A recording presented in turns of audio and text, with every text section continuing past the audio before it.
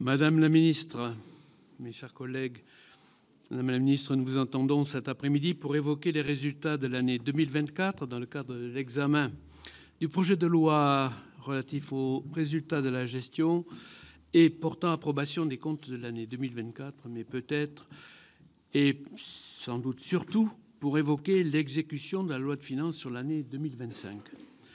2024 a été marqué par une nouvelle dégradation du déficit public par rapport à l'année 2023, nous le savons, où il avait déjà atteint un niveau jamais atteint, hors période de crise, dans l'histoire de la Ve République. En 2024, le déficit public a donc atteint 5,8% du PIB.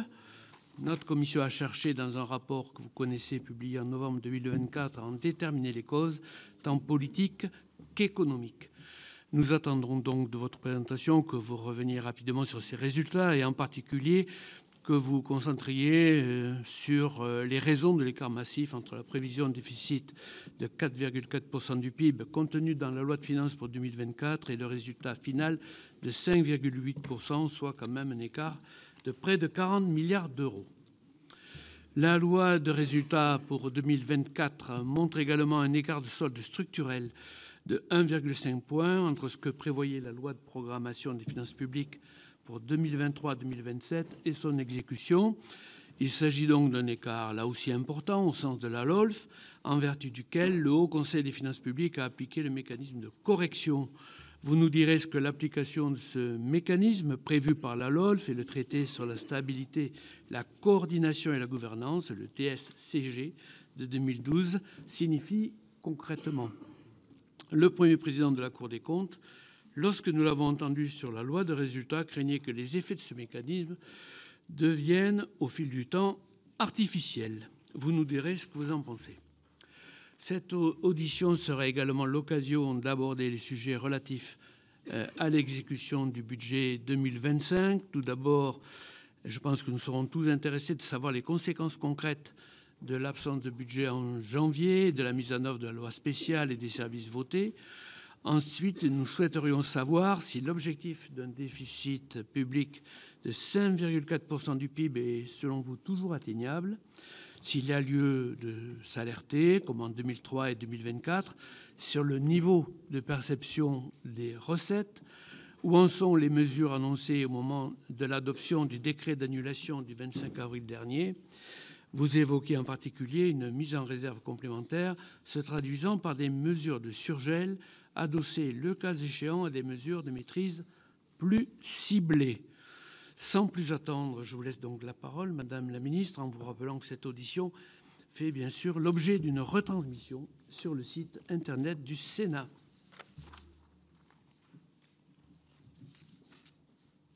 Merci beaucoup, Monsieur le Président, Monsieur le rapporteur général, Mesdames et Messieurs les sénateurs et sénatrices.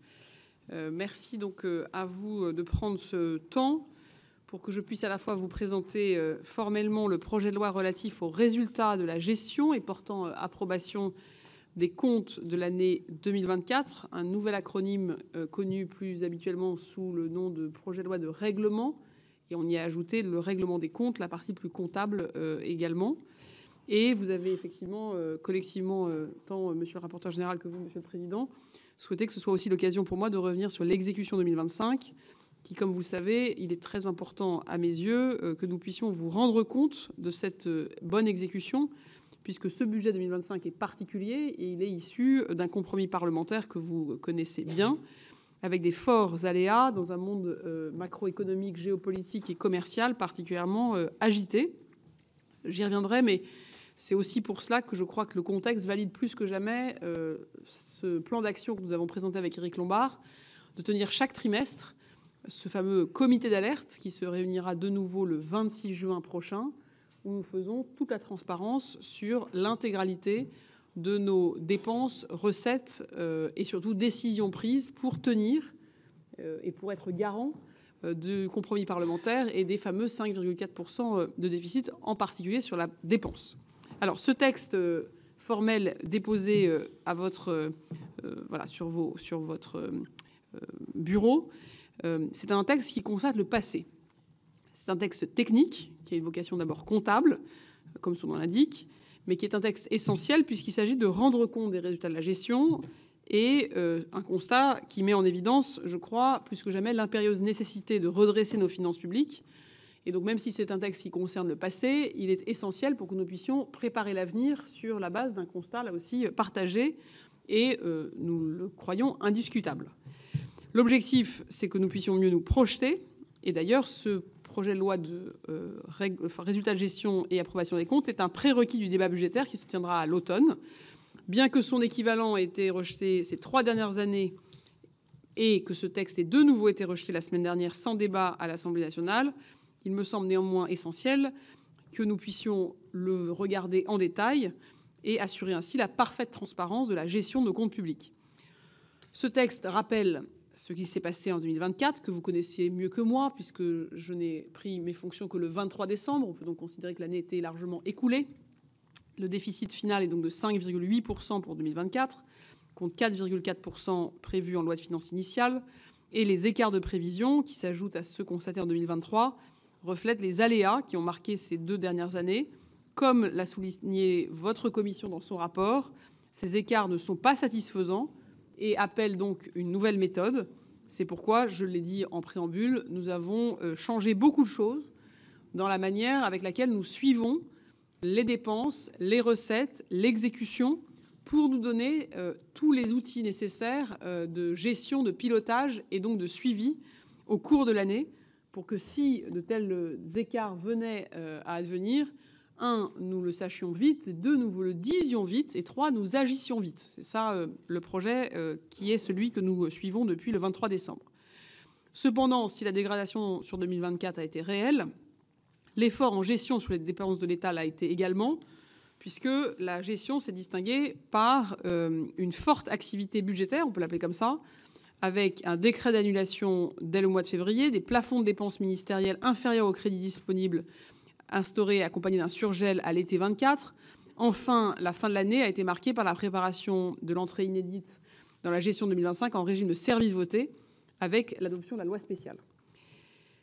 Ces chiffres donc, posent le constat de la gravité de la situation que nous connaissons tous et le déficit public présenté dans le liminaire s'établissant à 5,8% est très loin donc, des 4,4%. Vous l'avez dit, Monsieur le Président, comme nous sommes avec un écart supérieur à 0,5 point de PIB par rapport à la loi de programmation des finances publiques 2023-2027, il est constaté par le Haut Conseil des finances publiques que cet écart est important.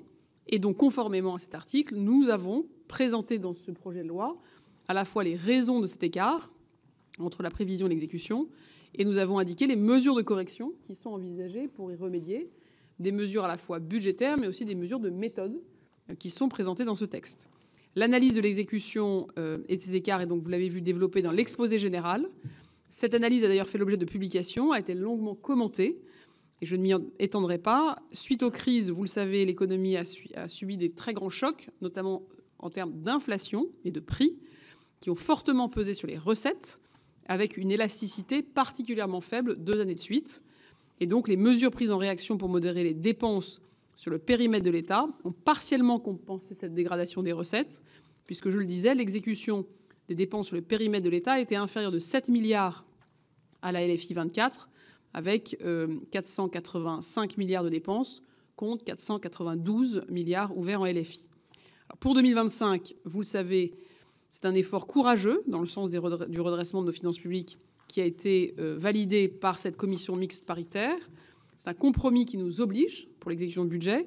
Et la nouvelle méthode, je l'ai dit souvent, c'est le quoi qu'il arrive, c'est que nous ayons une gestion renforcée avec des reports de crédit. Vous l'avez dit en venant vous voir lors de la dernière audition ici, les reports ont été divisés par 2 sur les périmètres ministériels, puisqu'il n'y a eu que 4 milliards de reports début 2025 contre près de 8 milliards sur les périmètres ministériels en 2024.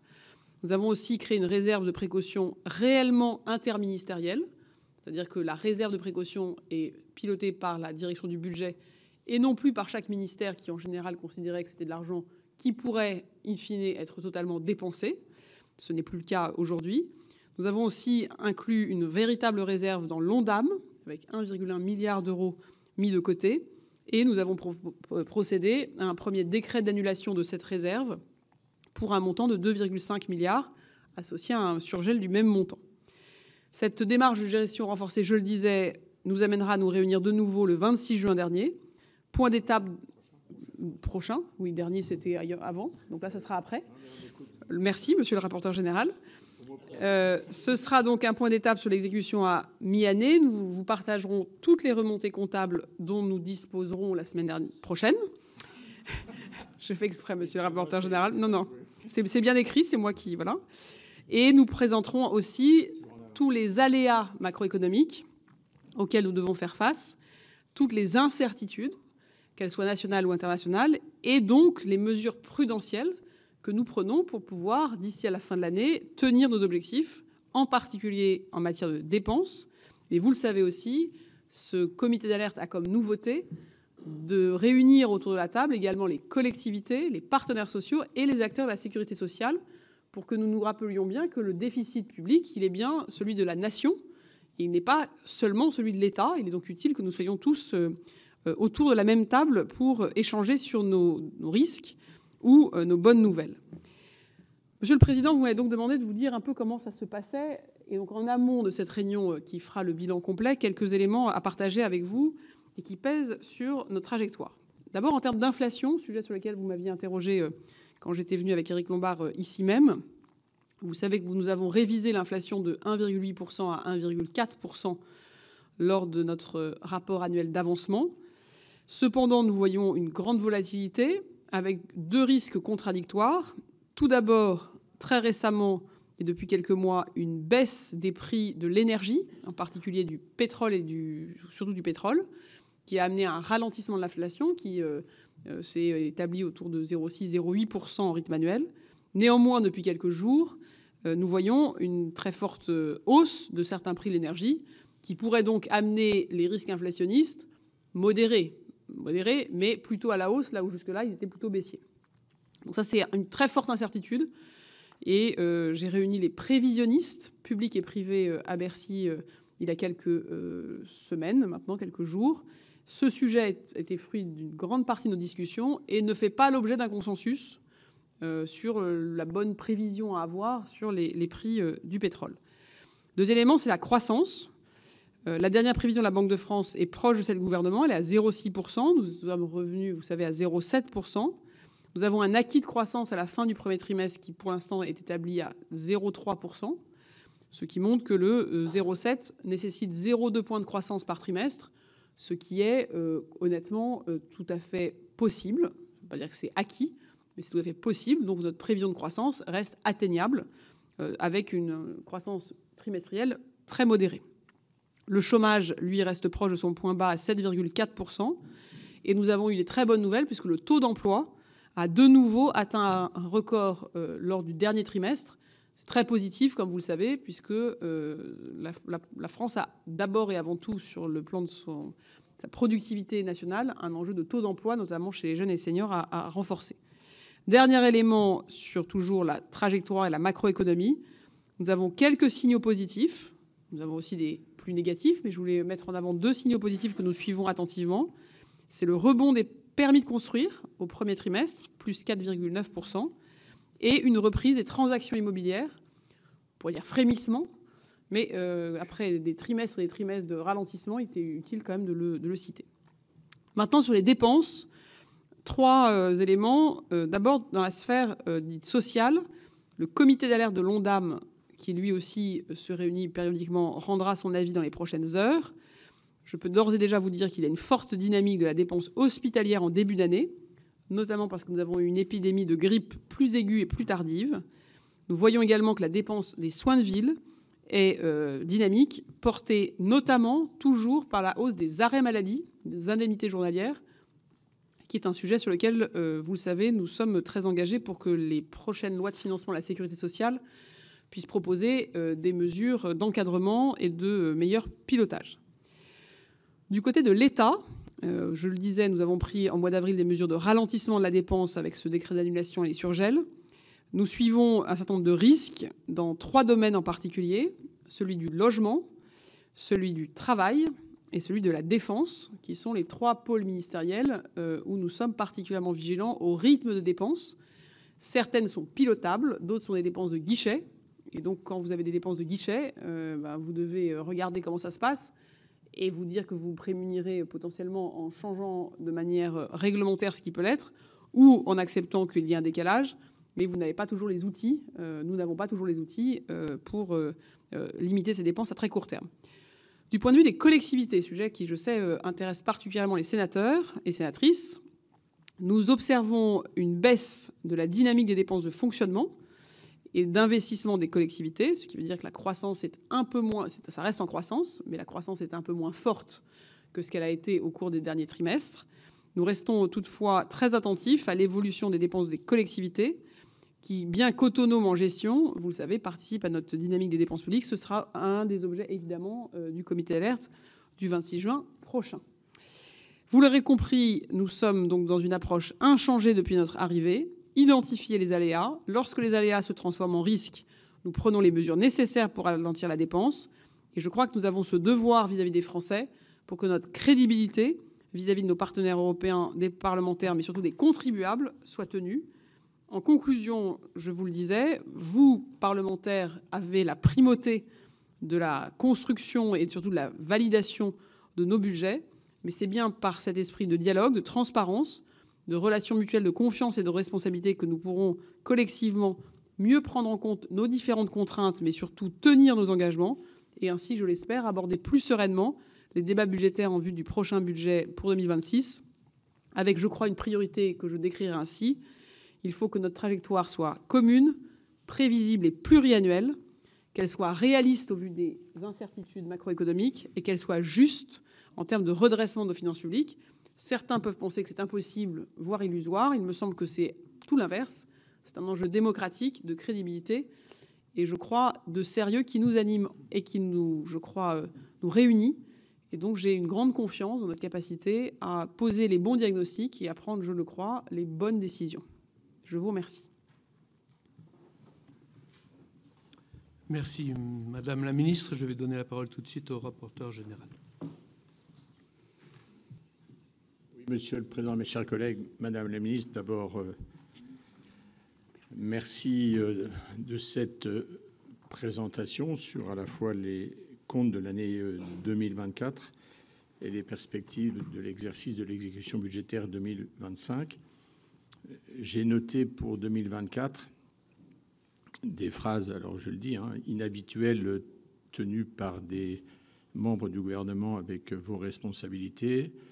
Vous avez démarré impérieuse nécessité de redresser nos finances publiques, des chiffres qui posent la gravité de la situation. Il y a un an à cette époque, les chiffres étaient déjà préoccupants et on nous expliquait que le bateau avançait avec sérénité, en eau calme, et que la perspective était plutôt rayonnante. Donc, Madame la Ministre, je pense que c'est peut-être aussi le moment puisque vous avez maintenant du recul, de pouvoir établir quelles sont finalement, comment on en est arrivé là et quelles sont les responsabilités des uns ou des autres entre la conjoncture, les choix qui ont été opérés, parce que ça aidera, je pense, et le Parlement et le gouvernement dont vous faites partie pour préparer les Français à l'exercice budgétaire qui nous attend. Sur l'exercice budgétaire 2024,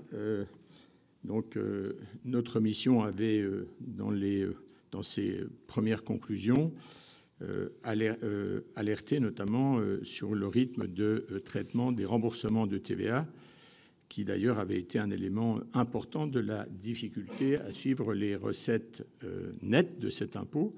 Lors de votre audition le 17 mars dernier, vous avez indiqué qu'une mission interne avait été lancée sur ce sujet des remboursements de TVA, ainsi qu'une mission interne sur les prévisions de la perception de l'acompte d'impôt sur les sociétés. Ces deux missions ont-elles rendu leurs conclusions et si oui, quelles leçons en tirez-vous?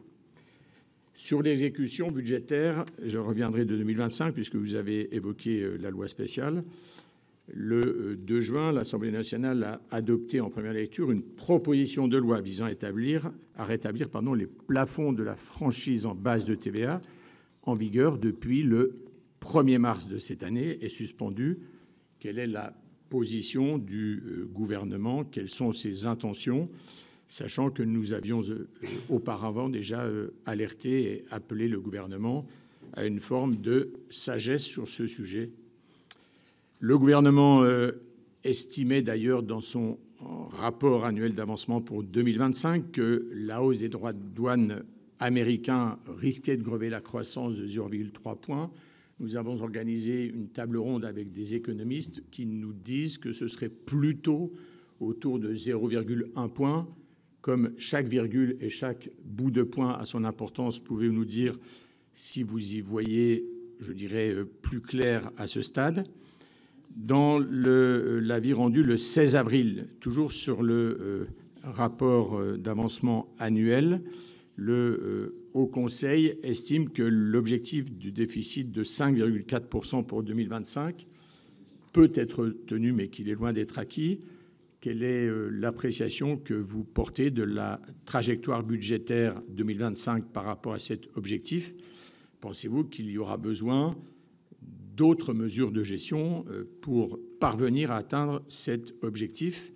Et qu'en est-il d'ailleurs, peut-être, parce que je prends une partie du questionnement de notre collègue Dominique de Legge, qu'en est-il notamment des dépenses militaires? Est-il prévu des dépenses supplémentaires par rapport à l'augmentation déjà prévue dans la loi de programmation militaire? Qu'en est-il d'ailleurs aujourd'hui? Où en est-on sur MaPrimeRénov'? Parce que selon les jours et les semaines, c'est un peu les montagnes russes. Pouvez-vous nous apporter la lumière? Et normalement, s'agissant des comptes publics, sous l'autorité de notre ministre de l'Économie et des Finances, je pense que vous devriez pouvoir le faire. Enfin, un an après sa création, pouvez-vous nous faire un point d'étape sur le bilan de l'Office national antifraude?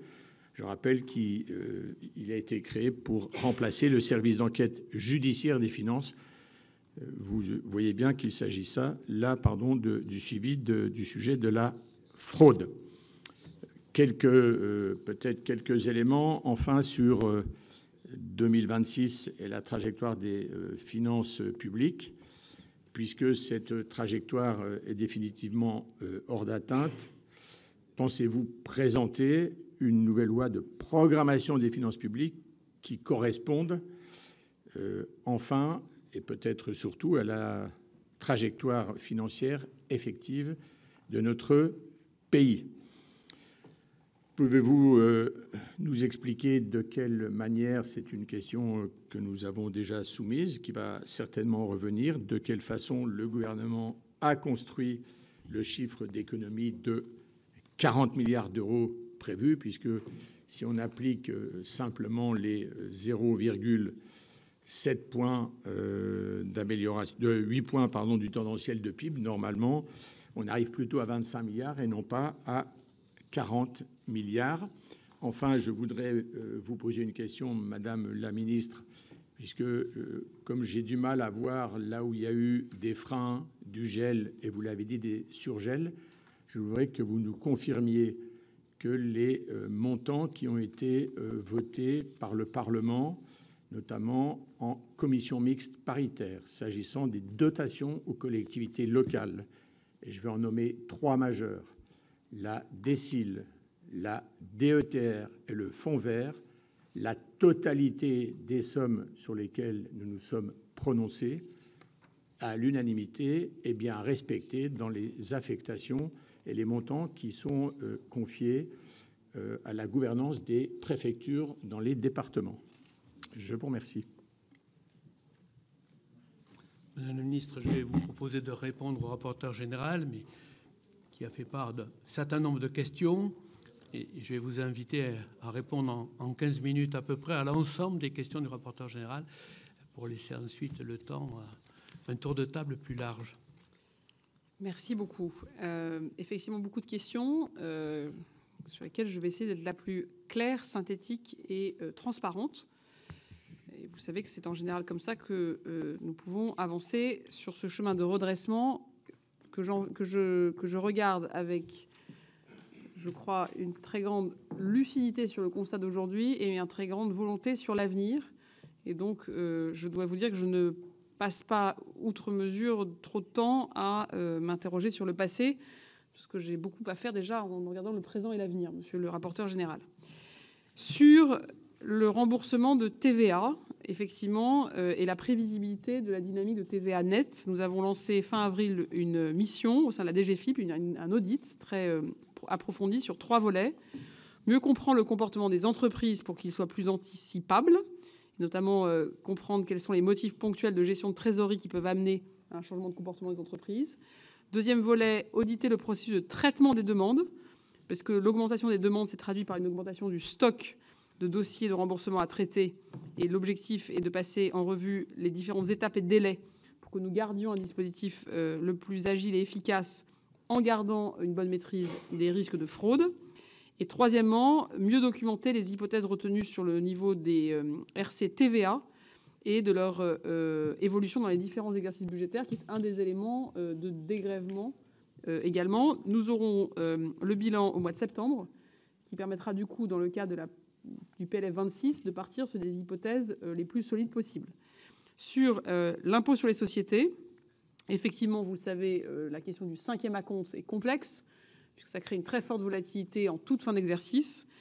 Nous ne pouvons pas vraiment le modéliser, puisque les décisions des entreprises sont par définition volatiles, individualisées et non publiques. En revanche, nous avons contacté la semaine dernière 1 millier d'entreprises pour obtenir en avance de phase des éléments d'estimation de leur part pour le montant du 5e acompte.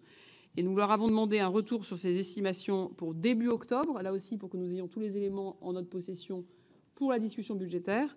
Et ce 5e acompte, vous le savez, il est versé le 15 décembre, donc en général après le vote du budget de l'année N+1. Il est donc utile que nous ayons une estimation de la dynamique finale avant la discussion budgétaire, c'est ce que nous leur avons demandé. Nous avons privilégié une approche partenariale et volontaire qui respecte le secret fiscal. Et AFEP, MEDEF, secteur des banques assurances en particulier, ont tout à fait compris notre besoin collectif. Et donc, nous avons bien en liste et en magasin un millier d'entreprises. Sur la TVA et la franchise qui avait été amenée dans le texte initial de sortie de CMP à 25 000 €, donc j'ai pris une décision de suspension jusqu'à la fin de l'année 2025, qui est cohérente avec le vote qui s'est tenu à l'Assemblée nationale sur une proposition de loi du groupe Ensemble pour la République. Et nous pourrons y revenir au PLF 2026. Ce travail de concertation mené par Véronique Louwagie a montré une chose, que je verse à votre connaissance pour que nous puissions, le cas échéant, avoir des débats à l'automne sur ce sujet. C'est qu'il y a un secteur qui est demandeur d'une baisse du seuil de franchise, qui est celui du bâtiment, pour notamment protéger en particulier de l'action de certains intervenants européens qui ont des franchises beaucoup plus basses, mais qui peuvent désormais venir opérer en France. Je vous donne un exemple. En Espagne, il n'y a pas de franchise. Au premier euro, on a une TVA qui s'applique. Et donc, en fait, il y a un intérêt pour un certain nombre d'acteurs, notamment du bâtiment, à venir opérer en France pour bénéficier de notre franchise, là où, dans leur pays, la TVA s'applique. Deuxième élément, c'est un élément de protection d'une forme de concurrence et de qualité, parce que le secteur du bâtiment a fait état d'un certain nombre de distorsions. Donc voilà, ça, je vous livre le produit de la concertation. Nous le reprendrons donc au PLF le cas échéant, mais en tout état de cause, la mesure est suspendue jusqu'à la fin de l'année. Sur la loi spéciale, Monsieur le Président, c'était une question aussi complémentaire. Bon, le régime des services votés est un régime, nous l'avons vécu, extrêmement rudimentaire et pas adapté en vrai à la gestion d'un pays. Heureusement, il n'a duré que 6 semaines. Ce que je peux vous dire, c'est que mi-février 2024, nous avions mi-février 2025, nous avions par rapport à l'année 2024 des autorisations d'engagement 46% inférieures entre les 2 années et près de 8% inférieures en crédit de paiement, ce qui était conforme aux prévisions. C'est surtout que nous avons piloté au maximum les dépenses essentielles pour que le pays ne s'arrête pas. Néanmoins, nous avons aussi cherché à ce qu'on n'accélère pas la machine outre mesure après la reprise d'un fonctionnement normal, et donc des budgets plutôt, comme on disait, non pas 12 mois en 10, mais plutôt 10 mois en 10 dans un certain nombre de périmètres. L'impact économique des droits de douane, monsieur le rapporteur général, Si vous trouvez des gens qui pensent que ça va être moins grave, je suis heureux qu'ils existent, ou heureuse qu'ils existent. De notre côté, nous avions mis 0,1 point d'impact d'aléas internationaux dans la LFI 2025. Nous avons augmenté cet aléa de 0,2 points, d'où d'ailleurs la révision de croissance à la baisse. Et donc nous avons estimé aujourd'hui dans notre modèle à 0,3 l'impact de l'incertitude douanière. Quoi qu'il en soit, nous sommes à 0,7% de croissance prévue. Si les économistes pensent que les choses vont être un peu meilleures, bon, ça voudra dire qu'on a peut-être une plus grande fiabilité de notre prévision de croissance à la hausse, ce qui ne serait pas une mauvaise nouvelle. Mais nous présenterons un nouveau scénario macroéconomique dans le cadre évidemment du PLF, et nos services, notamment de prévision, mettent à jour en continu les modèles en fonction des décisions et des aléas. Dans les derniers jours, les prix d'énergie ont quand même opéré un très grand basculement parce que nous étions très baissiers et nous sommes devenus fortement haussiers. Alors, votre question sur le 5.4, est-ce qu'il peut être tenu ou pas? Bon, le Haut Conseil aux finances publiques l'a dit avec des termes différents, choisis et nombreux. Souvent, on dit que c'est atteignable, mais c'est exigeant. Je pense que ça reflète bien l'état d'esprit et ma lecture des choses. Atteignable parce que nous n'avons pas à ce stade, et nous présenterons en détail le 26 juin, de très forts décalages qui amèneraient à penser que nous sommes totalement hors des clous. Exigeant, oui, parce que ce pilotage infra-annuel, il est absolument nécessaire, parce que quand le monde est volatile, et c'est ce qui a manqué, nous le savons, en 23-24, il nous faut nous ajuster. Alors, on peut le faire dans les limites de la LOLF par les outils qui sont à notre main. Si on va au-delà de ces plafonds, il faut faire un projet de loi de finances rectificatif. Aujourd'hui, nous n'en avons pas le besoin, vu les écarts. Sur le budget de la défense et les dépenses militaires, je vous rappelle qu'au cours des dernières années, il y a souvent eu en fin de gestion des ouvertures de crédits, parfois dans des quantums très importants, dépassant parfois le milliard ou le milliard et demi, voire le 2 milliards d'euros, si vous regardez l'exécution budgétaire de 21, 22, 23, 24. Et donc, ce qu'on peut dire, c'est que nous avons toujours eu l'obligation constitutionnelle de couvrir nos coûts d'opérations extérieures. Nous avons également le devoir de poursuivre nos engagements, notamment auprès de nos partenaires, je pense notamment à l'Ukraine. Mais je peux vous dire que nous avons, avec Sébastien Lecornu, là aussi, un très grand effort de responsabilité pour que nous tenions au plus près à la dépense, que ce qui est nécessaire et essentiel soit évidemment financé. Nous n'allons pas remettre en question notre défense et notre sécurité, mais que nous ayons là aussi des éléments de respect de la loi de programmation militaire. Et comme il le dit souvent, ce qu'il faut, c'est qu'elle soit exécutée à l'euro près. Et donc, cette exécution est ce qui nous anime. Donc là aussi, on pourra vous présenter. Il n'y a pas de... À ce stade, je n'ai pas d'alerte sur le fait que la fin de gestion s'annonce comme étant radicalement différente de celle des dernières années. Sur MaPrimeRénov', où on en est, qu'est-ce qui se passe et qu'est-ce qu'on fait?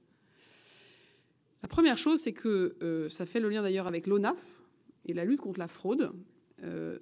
L'année dernière, il a été estimé que 20% des montants faisaient l'objet d'une fraude avérée. Soit parce que les devis avaient été massivement gonflés, amenant du coup des restes à charge à zéro, voire à avoir des gens qui ont été subventionnés pour faire leurs travaux au-delà des dépenses effectives, soit par des mécanismes très complexes de criminalité organisée qui ont amené des centaines de millions d'euros à l'extérieur de nos frontières pour donc des travaux qui n'ont jamais bénéficié à des ménages français, soit parce que la qualité des travaux était très très en deçà des prévisions. Et nous avons, grâce à votre soutien, un nouvel outil législatif, à savoir la proposition de loi de lutte contre la fraude aux aides publiques, dite la PPL Cazenave, qui permet, et c'est vrai que c'était étrange de le dire comme ça, mais depuis quelques semaines, ou plutôt dans quelques semaines quand elle aura été promulguée, nous avons l'article 1 de cette proposition de loi qui permet de suspendre le versement d'une aide publique s'il y a suspicion de fraude.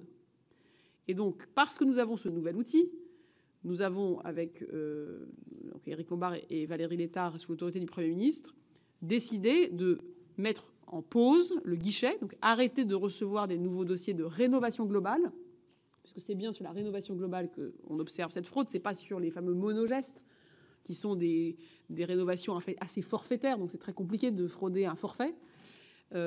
Et donc, sur la rénovation globale, le but est d'utiliser l'outil de la PPL Cazenave et donc de purger tous les dossiers qui ont une suspicion de fraude. Dans le cas de cette loi, la suspicion de fraude, si elle n'est pas avérée, amène évidemment au versement.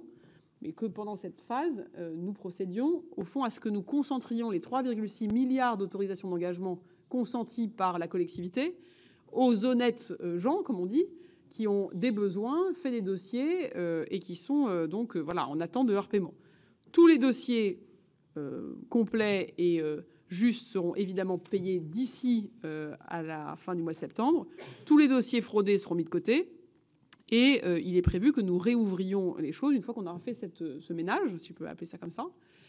Ce qui est certain, et ça c'est important pour vous, c'est que nous avons évidemment, et c'est encore rappelé ce matin aux acteurs du bâtiment, une gestion par enveloppe. Donc nous avons 3,6 milliards d'engagements possibles.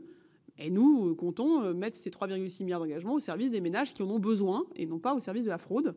Et je pense que c'est un objectif sur lequel nous pouvons nous retrouver. Sur l'ONAF, excellente question, monsieur le rapporteur général. Vous dire... Vous l'avez dit que pour celle-là, donc les autres ne devaient pas être terribles. Non, elles sont toutes très bonnes.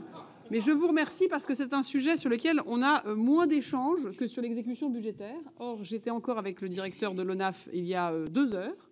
C'est un sujet que je suis en particulier de manière très active. L'année dernière, juste sur le bilan de la fraude, vous savez, nous avons encaissé 13 milliards d'euros, c'est-à-dire plus que le budget de la justice. Et nous avons détecté 20 milliards d'euros, c'est-à-dire quasiment l'équivalent du budget du ministère de l'Intérieur. Donc il y a toujours un décalage entre ce qu'on détecte et ce qu'on encaisse, mais la bonne nouvelle, c'est que nous continuons de mieux détecter et nous continuons de beaucoup mieux encaisser. L'ONAF joue un rôle majeur. C'est 600 millions d'euros de saisies qui ont été permises grâce à son action, à la fois en termes de blanchiment douanier et d'outils fiscaux. C'est 360 enquêtes qui ont été confiées à l'ONAF, 40% par des juridictions en charge de la lutte contre la criminalité organisée et la fraude. C'est une réintégration de l'ONAF dans l'ensemble du périmètre maintenant de lutte contre la criminalité organisée. Et donc, cette organisation fonctionne très bien. 2 tiers des effectifs viennent de la douane, 1 tiers des services fiscaux. Et nous réfléchissons d'ailleurs, je vous le dis, à étendre son action à des champs de fraude aux aides publiques, notamment aux fraudes sociales et fiscales plus larges.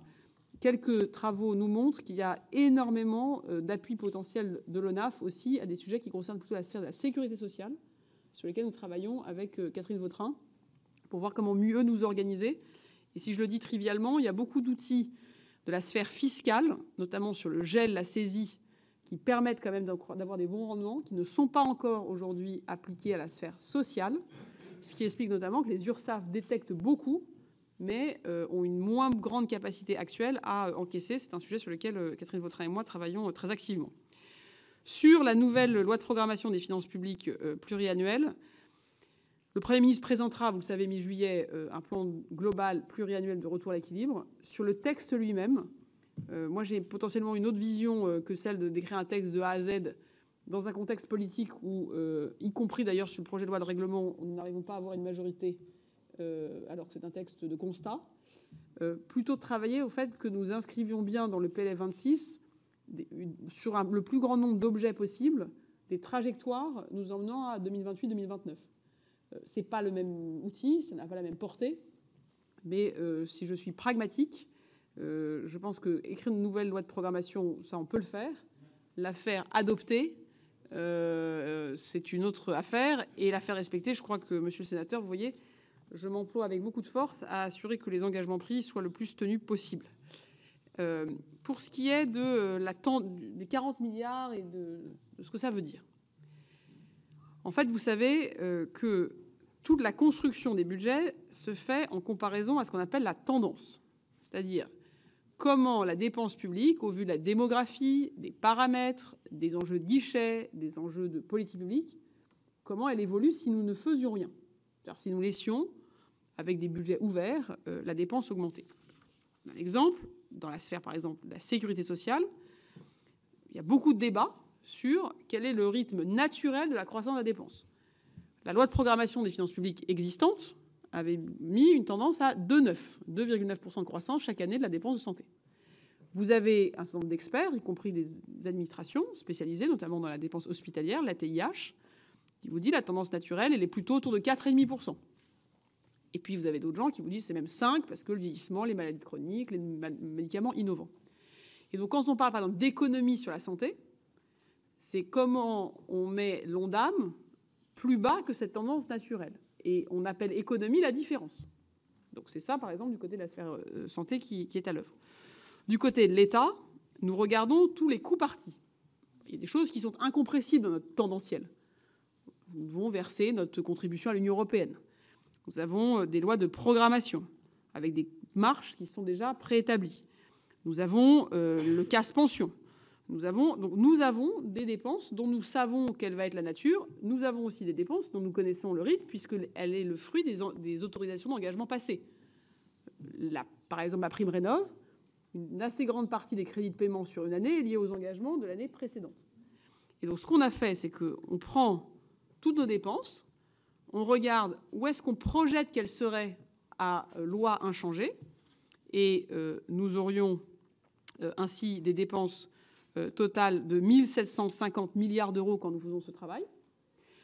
Nous avons inversement une cible de déficit qui nous amène à penser, vu nos dépenses et recettes, qu'il faudrait être à plutôt 1 710 milliards d'euros pour tenir notre cible de déficit. Et la différence entre les deux fait les fameux 40 milliards. Là où, moi, personnellement, je préfère parler en déficit, c'est que cette tendance, elle est extrêmement sensible aux aléas extérieurs. L'inflation naturelle, les règles d'indexation, par exemple, créent de la tendance. Mais si vous avez une inflation prévue à 2%, bah, votre tendance est plus forte que si vous avez une inflation prévue à 1%.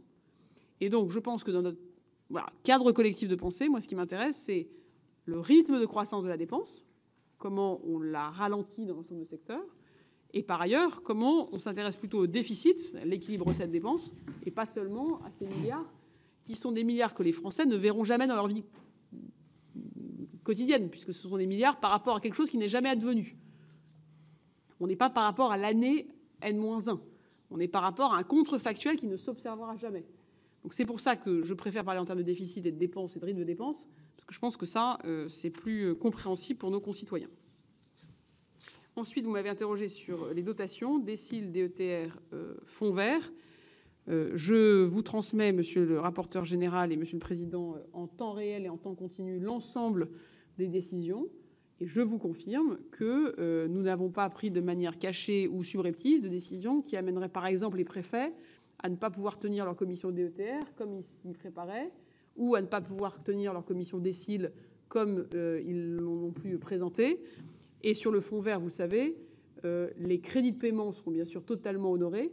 Tout l'enjeu, c'est les autorisations d'engagement, là aussi, où un certain nombre de mesures de réserve ont été prises. Mais tout cela, je pourrais vous donner ligne à ligne les choses pour que vous constatiez bien que nous ne remettons rien en cause rien en cause principalement. Nous n'utilisons que les outils qui sont à la disposition de pilotage infra-annuel et uniquement dans les quantums qui sont autorisés par la LOLF, et toujours avec, vous le savez, une transparence totale de ma part vis-à-vis de vous. Bien, merci Madame la Ministre pour cette première... Je ne sais pas combien de temps j'ai parlé, Monsieur le Président. Longuement. Mais le rapporteur général avait posé beaucoup de questions, donc évidemment ça l'a imposé.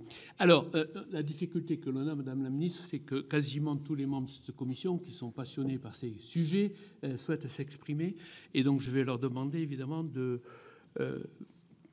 peu commenter et beaucoup s'en tenir aux questions, autant que faire se peut. Voilà, on va commencer par Dominique Delège avec 1 minute 30. Merci Monsieur le Président, merci Madame la Ministre, merci au rapporteur général d'avoir posé une question sur la LPM. Je ne partage pas la réponse que vous avez faite, je tiens à vous le dire très clairement, puisque le budget de la défense contribue très largement au financement des surcoûts que vous avez évoqués, d'après les calculs que j'ai faits, entre le jeu des gels, des suppressions de crédits et des dégels, enfin on a du mal à s'y retrouver, il manque 1,2 milliard à la fin de l'année. Première question, le report de charges. 3,8 milliards en 2023, plus de 8 milliards début 2025. Quelles mesures envisagez-vous de prendre pour mieux piloter ce report de charges qui représente 22% du budget de la défense? Deuxième question, le gouvernement, notamment par la voix de M. Barrot, a déclaré au mois de mai que l'objectif des 3, voire des 3,5% de budget consacré au PIB était partagé par la France. Ça représente à minima 25 milliards. comment faites-vous pour les financer? Et puis vous avez évoqué les dépenses pilotables. Nous étions un certain nombre hier au Salon du Bourget. Il nous a été confirmé que les commandes de l'État vers les entreprises de défense ne se faisaient pas. Est-ce la manière que vous avez retenue de piloter les dépenses de défense? Merci. Merci. Non. On va regrouper, sinon on n'y arrivera pas. Je peux faire très court à chaque fois, si vous voulez. Non, okay. Je ne crois pas. On va essayer de regrouper, comme ça vous permettra de prendre plusieurs questions qui s'emboîtent, si je puis dire. Alors, Michel Canevet, puis Bruno Belin. Merci, Monsieur le Président. Puisque nous sommes sur la loi de finances 2024, je dois dire que pour les parlementaires que nous sommes, ce fut quasiment la pire année en période de crise, tant le dérapage est particulièrement élevé entre les prévisions de décembre 2023 et la réalisation de décembre 2024. Donc, nous sommes préoccupés et nous avions formulé un certain nombre de propositions. Vous avez évoqué tout à l'heure l'ONAF et la lutte contre les fraudes. Oui, nous avons formulé un certain nombre de propositions qui, hélas, n'ont pas été retenues pour permettre d'améliorer la situation, notamment des comptes publics dans le domaine social. J'espère que lors du prochain PLF, nous serons un peu plus entendus. C'est absolument essentiel. Alors, à ce stade de l'année, on est pratiquement à la moitié de l'année. Où est-ce qu'on en est par rapport aux objectifs? Vous avez cité un certain nombre d'éléments à prendre en compte. Est-ce que la prévision de 5,4% peut être atteinte effectivement? Et pour ce qui concerne la mission dont nous suivons attentivement les choses avec Raphaël Daubet, je voulais savoir, suite au rapport de la Commission des finances qui suivait l'enquête que nous avons demandée à la Cour des comptes sur les contributions multilatérales de la France, il avait été recommandé de mettre en place un instrument de suivi de ces versements pour mieux anticiper les choses et les rationaliser. Est-ce que cet instrument sera opérationnel pour le PLF 2026? Et puis, nous avons également décidé de rebudgéter le Fonds de solidarité pour le développement, qui est dédié essentiellement aux contributions multilatérales. Est-ce que ce programme fera l'objet d'une mise en réserve d'une partie des crédits, ou alors est-ce que ces crédits seront, comme cela a été annoncé par le gouvernement, sanctuarisés effectivement? Merci. Le FSD, le Fonds de solidarité pour le développement, qui était géré par l'Agence française de développement antérieurement, a été rebudgété là maintenant. Voilà. Est-ce que les crédits sont normalement sanctuarisés, mais est-ce qu'effectivement, dans le contexte ambiant que l'on connaît, qui vise à mettre en réserve, hormis quelques dépenses sanctuarisées, est-ce que le risque de remise en cause d'une partie des crédits est réel pour le prochain budget? Merci Michel. Bruno Belin, puis Grégory Blanc. Merci Monsieur le Président. Madame la Ministre, deux questions simples. La première, qu'est-ce qu'a coûté en nombre de milliards la loi spéciale? En clair, quel a été l'impact budgétaire de la censure? Et deuxième question, en rapport avec la mission dont j'ai la responsabilité ici, la sécurité intérieure. L'an passé, notamment le budget de la gendarmerie a été en grande souffrance au début du 4e trimestre, en raison de choses bien connues, l'impact de la crise en Nouvelle-Calédonie, l'engagement au moment des Jeux Olympiques, ce qui a amené à un moment donné à ne plus pouvoir payer les loyers. Ça a impacté les collectivités. Certaines collectivités se sont retrouvées avec des dettes ou des impayés à 6 chiffres. Qu'en sera-t-il en 2025 ? Merci Bruno. Grégory Blanc, puis Pascal Savoldelli. 3 questions simples. Merci Monsieur le Président. Madame la Ministre, j'ai écouté vos propos sur MaPrimeRénov' avec attention. Vous dites qu'il y a 20% de fraude. Si c'est le cas, je me pose une question, et sans doute vous aussi. À quoi sert le MAR? À quoi sert mon accompagnateur Rénov', dont l'objectif est d'accompagner, de structurer et de vérifier l'utilisation des fonds? Ça alourdit considérablement la procédure, donc je voulais savoir s'il y a autant de fraude, comment vous comptiez faire évoluer ce dispositif? Première question. Deuxième question, en termes de pilotage, je crois que nombre de chefs d'entreprise, d'acteurs économiques ont besoin d'avoir un peu de stabilité, d'y voir clair sur l'orientation. Comment considérez-vous je le dis de manière simple, quand on ouvre le journal, aujourd'hui, c'est un peu une idée un jour, quoi. Et quand on a une idée un jour, à la fin de la semaine, on a un peu le tournis. Donc je voulais savoir comment vous comptiez effectivement donner un peu de stabilité ou en tout cas de visibilité aux acteurs économiques dans la période pour aborder au mieux la construction du budget 2026. Et puis troisième question sur 2024, le HCFP, puisque mes collègues et nous tous ici avons bien constaté l'écart saisissant entre le prévisionnel et le réalisé, le HCFP faisait état de la nécessité de remettre sur l'établi la construction d'une loi de finances pluriannuelle qui soit conforme à la réalité des chiffres. Je voulais savoir quelle était votre position par rapport à cela, parce qu'aujourd'hui, on ne sait plus très bien quelle est la trajectoire pluriannuelle du pays, et il ne me semble pas vous avoir entendu sur ce point.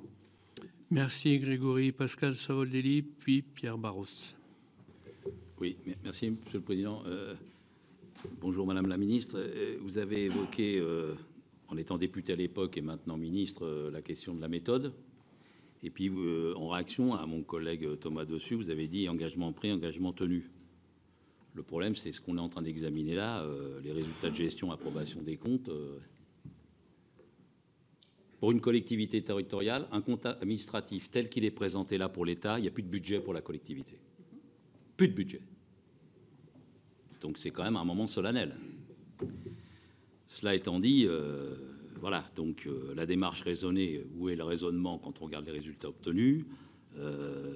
Franchement, un écart sur le déficit public énorme, votre décret en 10 milliards d'annulation de crédit, effondrement des recettes à hauteur de 23 milliards, 14 milliards pour l'impôt sur les sociétés. Ouais, là, il y a un sujet, quoi. Moi, je veux bien, mais enfin, il y a vraiment, je vous le dis, on peut avoir tous les raisonnements les plus professoraux, avec tout le respect que j'ai pour la pédagogie, mais il y a un moment donné, faut qu'on ait une visibilité, quoi. Pour nous les parlementaires, mais aussi pour nos concitoyens, l'ensemble, quoi. Donc voilà, moi j'ai qu'une question. Alors évidemment, je ne vais pas vous la poser sur 2024, mais je vous la pose sur l'avenir, parce qu'on a un problème. Moi je suis parlementaire, comme mes collègues ici, j'ai un Premier ministre qui s'exprimerait à la mi-juillet, en dehors de tout contrôle, tout exercice, toute audition des parlementaires. Donc excusez-moi de vous poser cette question, mais par exemple, après avoir vécu la séance sur la taxe Zuckman, j'ai vu vos arguments. Est-ce qu'on peut savoir un peu aujourd'hui qu'est-ce que vous allez introduire comme nouvelle recette dans le projet de loi de finances 2026 ? C'est pas une question personnelle, c'est une question que se posent aussi les Français, les acteurs économiques et les collectivités territoriales. Merci. Merci Pascal. Pierre Barros, puis Vincent Delahaye. Oui, merci Monsieur le Président, Madame la Ministre. Merci pour ce temps partagé avec cette commission. Vous parliez de transparence tout à l'heure et de sincérité. Pour le coup, la Cour des comptes a émis 5 réserves substantielles sur la certification, dénonçant les failles persistantes en matière de sincérité, d'exhaustivité, de régularité par rapport à ce rapport.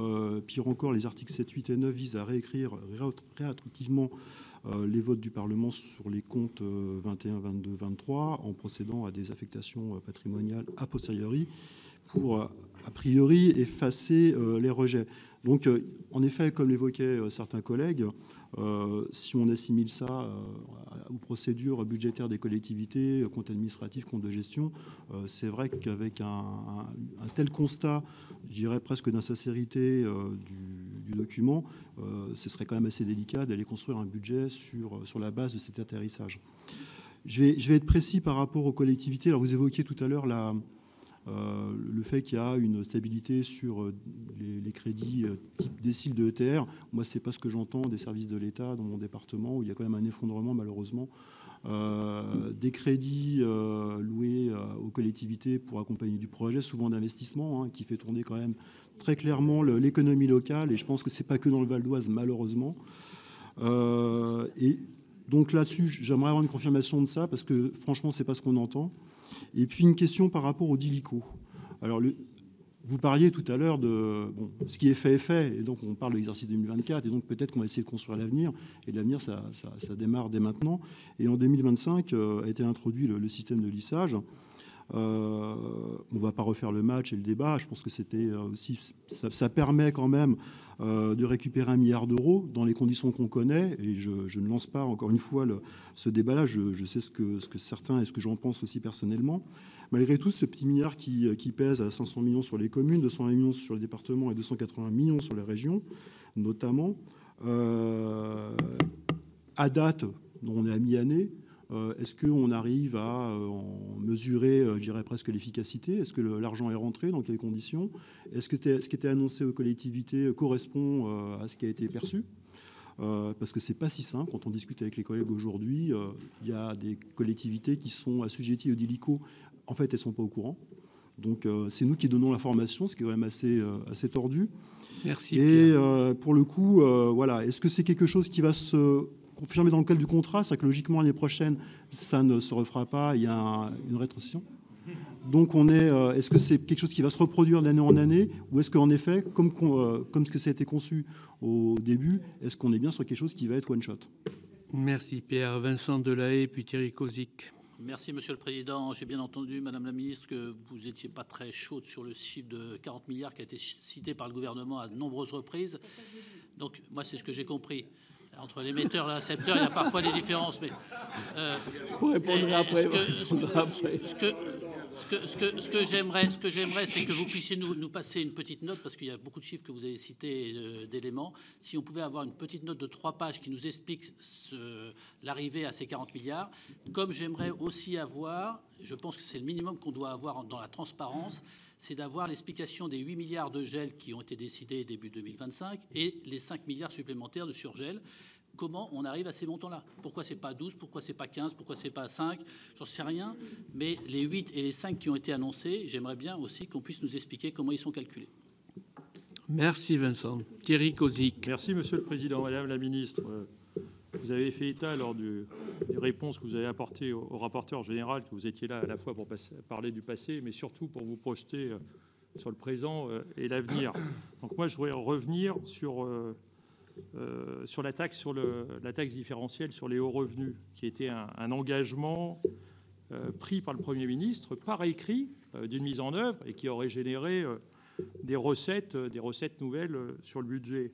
D'ailleurs, je me permets de rappeler les propos du ministre de l'économie, Éric Lombard, qui nous expliquait lors du budget, je cite, que la pente naturelle du capitalisme, bien démontrée par Thomas Piketty, c'est que le capital s'accroît alors que la part qui va aux salariés n'augmente pas spontanément.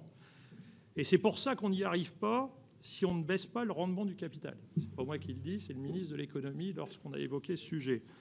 Donc, Madame la Ministre, des paroles aux actes, j'ai le sentiment qu'il y a un monde. Et donc là, la question est très claire. Et elle rebondit aussi sur l'interpellation que je vous ai faite en fin d'examen de la PPL sur la taxe Zuckman.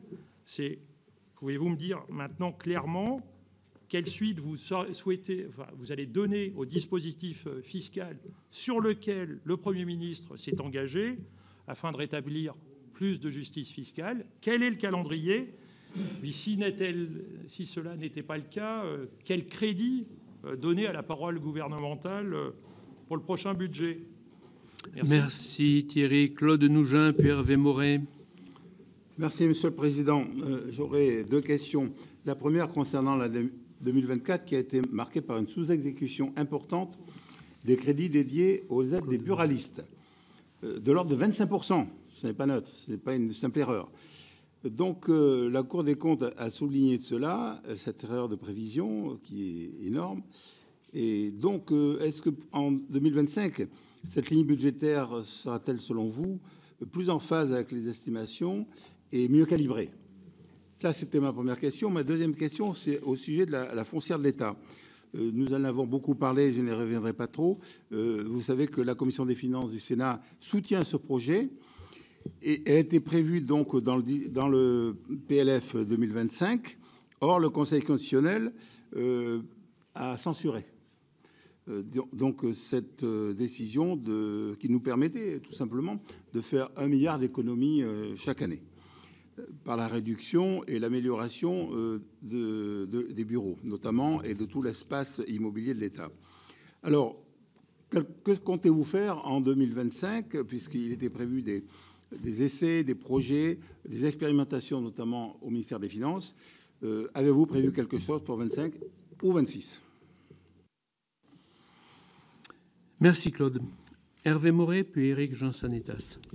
Merci Monsieur le Président. Madame la Ministre, j'ai été interpellé hier par une commune de mon département qui n'a pas obtenu le versement de la DSIL. Et donc, après m'être rapproché de la préfecture, je ne sais pas s'il y a ça dans d'autres départements, il a été indiqué que Bercy n'aurait pas délégué les crédits nécessaires à la préfecture de région et que, par là même, le préfet de département n'a pas pu répartir ce qu'il n'est pas reçu. Alors, est-ce que c'est exact? Qu'en est-il? Et si c'est exact, que comptez-vous faire? Parce que ça met évidemment les communes et les entreprises derrière dans une situation assez difficile. Sur la préparation du budget 2026, quand vous êtes venu devant la commission le 19 mars, je vous ai interrogé sur la nécessité de rechercher des économies. Vous m'avez dit le budget sera, je vous cite, du ligne par ligne, budget base zéro. La question sera sur chaque ligne, est-ce que chaque euro correspond à une priorité, etc., etc. Et vous avez terminé en disant cet inventaire va nous permettre de faire des économies. Peut-on savoir où en est cet inventaire? J'ai bien compris qu'on n'aurait pas aujourd'hui la présentation du budget 2026, mais comme on n'a aucune information sur le travail qui est fait en matière d'économie, si vous pouviez lever le voile sur ce grand mystère, ce serait formidable. Sur le budget 2026, toujours, le Premier ministre, hier, a semblé valider la proposition qui lui était faite à l'Assemblée des petites villes de France sur le fait qu'il y ait une espèce d'article 40 des collectivités, c'est-à-dire qu'on n'impose pas aux collectivités de nouvelles normes sans avoir des ressources ou des compensations. Est-ce que cet engagement du Premier ministre se trouvera dans le projet de loi de finances pour 2026 ? Et enfin, deux petites questions très brèves que je vous ai posées par écrit, mais comme vous n'avez pas répondu à mes courriers, je profite de votre présence. Un courrier du mois de décembre à votre prédécesseur sur les problèmes de marché public avec l'UGAP qui favorise systématiquement les grandes entreprises au détriment des petites, avec parfois des problèmes de souveraineté. Vous aurez compris que je fais notamment allusion à la plateforme Place. Je sais que vous avez répondu sur le sujet à un député qui vous avait écrit, mais moi, comme je ne suis que sénateur, je n'ai pas eu de réponse. Et puis, dernière question par rapport à un courrier auquel vous n'avez pas non plus répondu, mais il n'a que 4 mois, donc c'est sans doute pour cela. C'est sur les questions de FNGIR. Le fait que les compensations FNGIR soient gelées à tout jamais. Je vais rapidement prendre l'exemple d'une commune de mon département, Ferrières-au-Clocher, qui contribue à hauteur importante du FNGIR parce qu'elle avait des recettes importantes au titre de l'IFER. Ces recettes ont disparu, les contributions FNGIR perdurent. Je sais qu'il y a des compensations pour atténuer ce phénomène, mais on est très loin du compte. Est-ce que c'est un sujet qu'on pourra réaborder dans le cadre du PLF 2026 ? Merci beaucoup. Merci Hervé. Éric Jean-Sanitas, puis Florence Béatrice-Contat. Merci Monsieur le Président, Madame la Ministre. Merci également pour votre présentation. Moi, je vais m'attarder uniquement sur la mission Sport, Jeunesse et Vie associative. J'éviterai tous les commentaires, Monsieur le Président, vous nous appelez à la brièveté sur les commentaires sur la gestion chaotique des crédits de cette mission.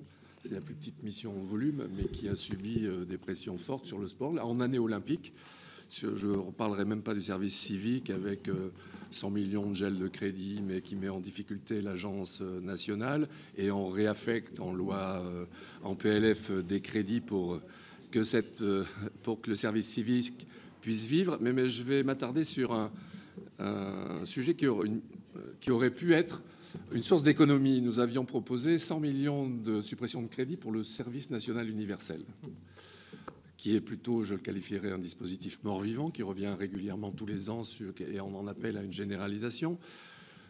J'avais commis un rapport où la généralisation me semblait difficile à atteindre. Alors je ne vais même pas rappeler le rapport de la Cour des comptes, qui était encore beaucoup plus sévère que le mien, sur la quasi-inutilité de ce dispositif en termes financiers, alors en termes de faire société, etc. Sur les objectifs initiaux, on pourra peut-être en reparler, mais sur ces objectifs à atteindre, rien n'est atteint, ça coûte très cher, c'est un dispositif qui coûte très cher, 100 millions d'euros, qui servirait bien à des dispositifs qui fonctionnent, c'est-à-dire le service civique, qui avait besoin d'être vraiment ancré dans les territoires et qui répond à une demande de la vie associative et sportive dans nos territoires. Ma question, elle est simple. On a lu, dans un contexte de 40 milliards d'économies, il y aurait une réforme du service national universel. Alors, la généralisation est abandonnée, mais on irait de 600 millions à 15 milliards d'euros d'un nouveau dispositif dans un rapport qui est paru en mai.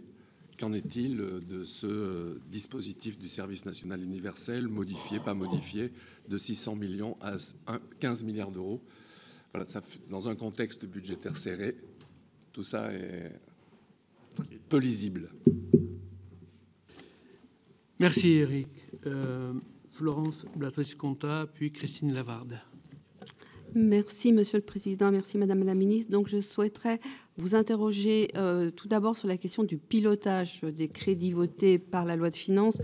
Si je prends l'exemple de la mission dont je suis rapporteur, administration générale et territoriale de l'État, l'exécution des crédits votés a été fortement perturbée, tout d'abord par le décret d'annulation de 170 millions d'euros, avant d'être finalement plus tard compensé par les dégels de réserve de précaution.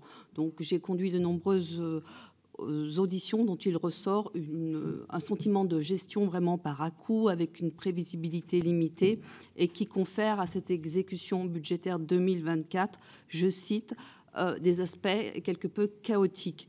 Donc comment à l'avenir comptez-vous procéder pour assurer une exécution plus fluide, plus prévisible pour les administrations de l'État? Je souhaiterais également vous interroger sur le coût croissant des dépenses fiscales. Après avoir été initialement évalué à 70 milliards, le coût est estimé aujourd'hui pour 2024 à 83 milliards. Selon la Cour des comptes, cette orientation à la hausse est alarmante, d'autant que des dispositifs fiscaux importants comme le CICE ont disparu. Donc on aurait pu imaginer que les dépenses fiscales soient plutôt en régression. Je rappelle les travaux d'Anne-Laure Delatte qui ont montré que la part des niches fiscales est passée depuis 1979 de 1 à 4% du PIB, alors que les subventions, elles, sont restées stables à 2%. Donc ça signifie quand même que progressivement, notre action publique a privilégié les exonérations fiscales plutôt que les subventions, et se privant ainsi quand même d'une forme de moindre pilotage de l'action de l'État. Donc comment envisagez-vous l'avenir en la matière, et comment envisagez-vous d'agir sur les niches fiscales? Je vous remercie. Merci Florence. Christine Lavarde, puis Isabelle Briquet. Oui, merci Monsieur le Président. Moi, ma question va être plus restreinte, mais juste pour revenir sur des travaux que nous avons menés conjointement. En 2021, nous avons adopté une réforme de la LOLF, et qui avait notamment pour objectif d'essayer de rendre l'ex-loi de règlement beaucoup plus lisible. Aujourd'hui, il ne me semble pas que dans sa rédaction, et notamment l'article liminaire qui présente aucune donnée en valeur absolue, mais qui présente que des chiffres en pourcentage, donc en relatif par rapport au PIB, on est vraiment gagné en lisibilité. Pour être tout à fait exact, il n'y a qu'un seul chiffre qui est donné en brut, qui est celui de la dépense publique. Et pourtant, nos voisins européens, ils font différemment. Ils donnent des données en masse. Ils parlent de milliards de déficit, ou de millions peut-être dans certains pays. Par ailleurs, dans ce texte de loi, aucun tableau ne présente de résultats consolidés en double comptabilité, savoir budgétaire et national, ce qui fait qu'on ne peut faire aucune comparaison facile, notamment avec les chiffres qui sont donnés par l'INSEE. Et pour autant, là encore, Eurostat et la Commission européenne, eux, réalisent leur suivi financier des États membres à partir de la comptabilité nationale. Et enfin, l'article liminaire est le seul qui donne une vision consolidée de l'État, c'est-à-dire tout à pu.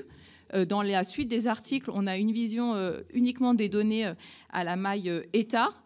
Alors dès lors, si on continue à choisir ce format, peut-être qu'il faudrait compléter l'article liminaire de manière à ce qu'on ait des déclinaisons par bloc d'APU, comme le fait l'INSEE, de manière à ce qu'on puisse avoir des comparaisons utiles en comptabilité budgétaire. Et on gagnerait, je pense, en lisibilité.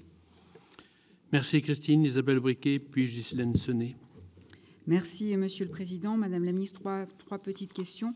Tout d'abord sur l'exercice 2025. Si après la mise en réserve, le gel, le décret d'annulation et sans doute le surgel, ne croyez-vous pas qu'un PLFR s'impose dans un souci de transparence à laquelle vous semblez très attaché? Toujours sur l'exercice en cours, je rejoins les inquiétudes exprimées par plusieurs collègues quant aux dotations d'investissement pour les collectivités. J'aimerais vraiment que vous puissiez nous assurer que la DETR, la DSIL et aussi, mais singulièrement, le fonds vert soit bien affecté aux seules collectivités. Parce que moi, j'ai des infos comme quoi le fonds vert ne va pas vraiment aux collectivités, alors que c'était sa destination et qu'il a été sensiblement réduit. Alors si en plus il ne va pas là où il doit aller, c'est quand même dommageable pour les investissements en matière de transition énergétique. Et enfin, à l'heure actuelle, où on nous parle beaucoup d'une éventualité d'une année blanche, si cette année blanche était retenue, s'appliquerait-elle aux revalorisations des bases fiscales? Je vous remercie. Des bases fiscales. Isabelle Briquet, merci. Ghislaine Senet.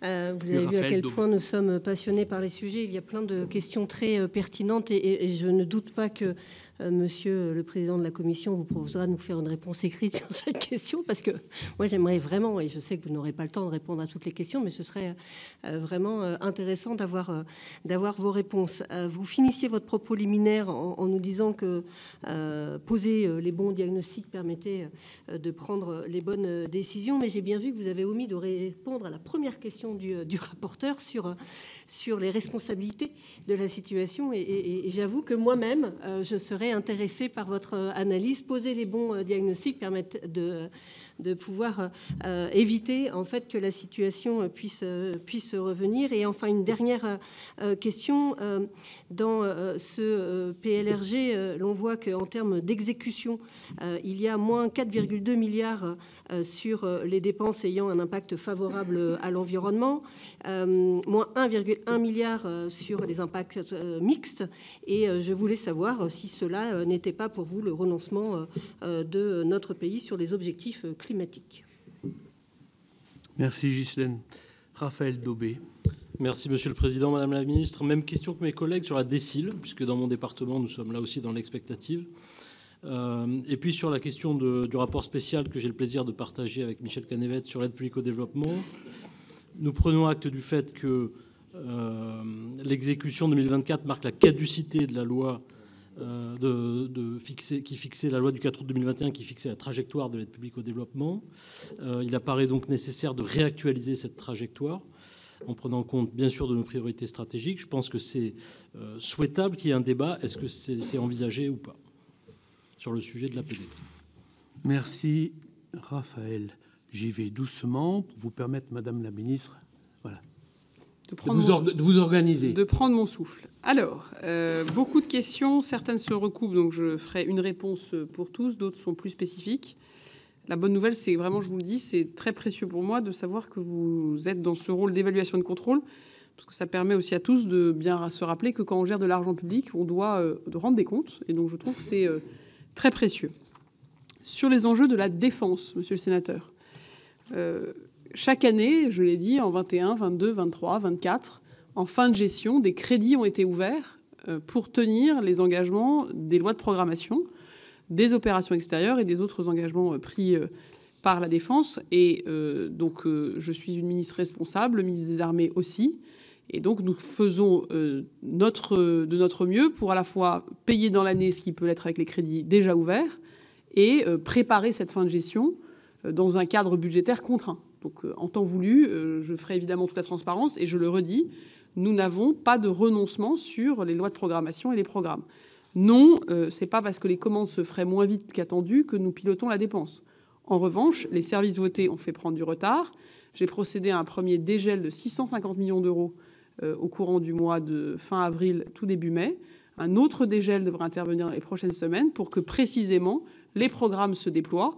Je tiens vraiment à vous le dire très solennellement, nous ne faisons pas de pilotage caché pour limiter les dépenses. Les crédits du ministère de la Défense sont connus, ils seront respectés, et les engagements pris seront là aussi tenus et respectés. Évidemment, sur les reports de charges, il nous faut les limiter. Après, pour être très clair avec vous, c'est un programme très complexe puisque ce sont des autorisations d'engagement qui amènent ensuite à des crédits de paiement dont nous ne connaissons pas exactement la date de versement. Et donc c'est le seul programme qui est construit ainsi parce que, je le répète, l'État se pilote avec une, comme on dit en français trivial, ou pas en français en l'occurrence, comme un compte de cash, C'est de la trésorerie brute qui rentre, qui sort, là où les armées font une programmation pluriannuelle de très long terme, puisque vous savez que, y compris dans la LPM actuelle, le reste à payer à la fin de la programmation se comptera encore en plusieurs dizaines de milliards d'euros, ce qui montre bien que nous sommes partis sur une trajectoire très longue. Mais je veux vraiment vous rassurer, et tous les acteurs qui suivent le sujet alors que nous sommes en pleine semaine du Bourget, il n'y a pas à Bercy d'agenda caché. Au contraire, nous accompagnons pour que les crédits annoncés soient versés. Et il me semble que c'est un jeu de souveraineté. Je me bats pour notre souveraineté financière. Il serait baroque que j'empêche celle géopolitique et stratégique d'advenir comme il se doit.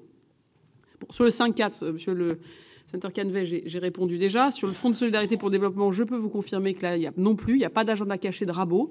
On a un engagement qui était celui de rebudgétiser, puisque la LOLF ne nous permettait pas de continuer à avoir cette taxe affectée comme elle l'était, mais nous n'avons pas non plus prévu de raboter les enjeux. L'impact budgétaire de la censure, je suis ravi de vous le redire, c'est d'abord 6 milliards directs d'effets de chute de la croissance, de moindre activité par manque de perspective, et c'est 6 milliards d'euros de moindre économie. Un certain nombre d'économies que nous voulions faire n'ont été faites que finalement très tard, voire n'ont pas été faites du tout, puisque les mesures qui auraient permis de prendre des économies sont tombées, comme on dit, dans le cadre du processus. C'est un coût qui n'a pas été... il y a un certain nombre de coûts qui n'ont pas pu être rattrapés. Et c'est d'ailleurs pour ça que nous avons dégradé notre objectif, qui était initialement, sous Michel Barnier, de 5% de déficit à 5,4% de déficit, parce qu'il était irrattrapable, dans 10 mois seulement d'année budgétaire, de compenser ces pertes qui sont des pertes sèches.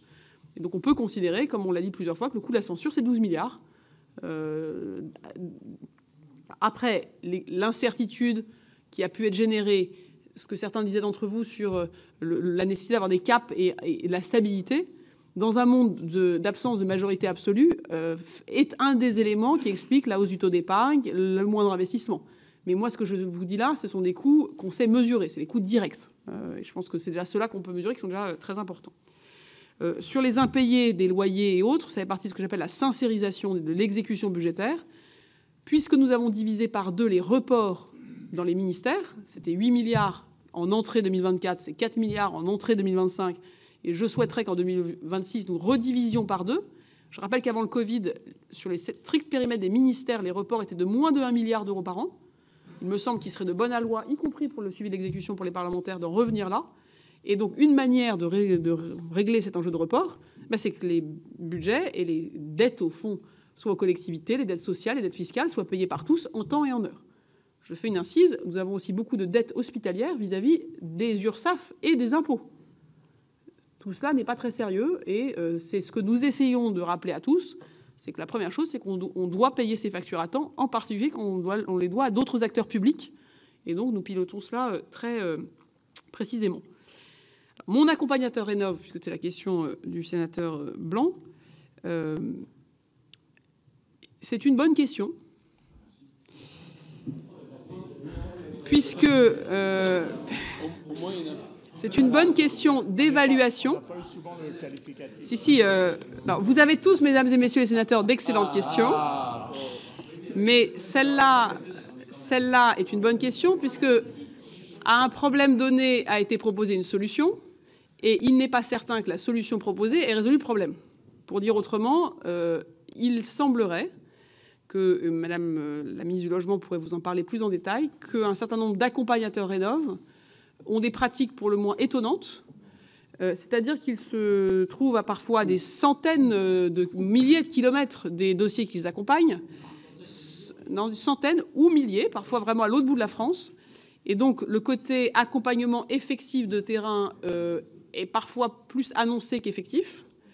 Et donc c'est un des éléments d'ailleurs dans notre plan de suivi sur lesquels la ministre du Logement a potentiellement des propositions à faire.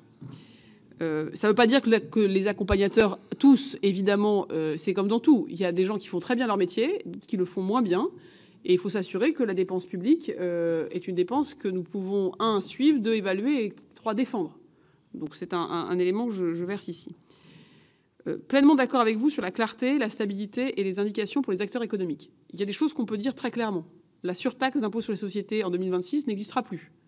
Les choses qu'on peut dire très clairement, ce gouvernement n'a pas l'intention de trouver une baguette magique fiscale pour combler des éléments où on voit bien que le sujet, c'est la hausse de la dépense, comme d'ailleurs vous l'avez très bien dit, la sénatrice, sur des rythmes qui sont très supérieurs à la croissance. Quand vous dépensez structurellement plus que votre croissance, ça veut dire que vous dépensez structurellement plus que vos recettes. Donc certains vont dire il nous faut des recettes, d'autres, et j'en fais partie, peuvent dire peut-être qu'on pourrait déjà commencer à réduire la hausse de la dépense. Voilà, donc ça c'est un élément. Et donc pour les acteurs économiques, je le dis et le redis, ce gouvernement souhaite préserver tout ce qui concourt à la compétitivité, à l'innovation, à l'embauche, à l'emploi, bref, à ce qui augmente notre PIB. Parce que l'équation budgétaire, c'est notre taux d'emploi et notre productivité augmente, et par définition meilleure que si nous ne donnons pas ces indications-là. Donc je le dis et le répète, les acteurs économiques, évidemment, si leur modèle économique repose sur la subvention publique et qu'il n'y a pas derrière une productivité, une efficacité économique, ils peuvent s'inquiéter. Mais comme la plupart d'entre eux et l'immense majorité d'entre eux fonctionnent avec des modèles économiques viables, notre but, c'est que cette viabilité soit préservée et encouragée, parce que ce sont les emplois et notre compétitivité, nos exportations qui se jouent là.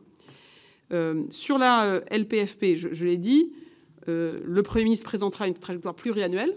Nous avons une trajectoire pluriannuelle, par ailleurs, présentée à nos partenaires européens, qui vise un retour à 3% de déficit en 2029. C'est l'enjeu du rapport annuel d'avancement que j'étais venu également présenter auprès de vous publiquement. Cette trajectoire, c'est nos engagements.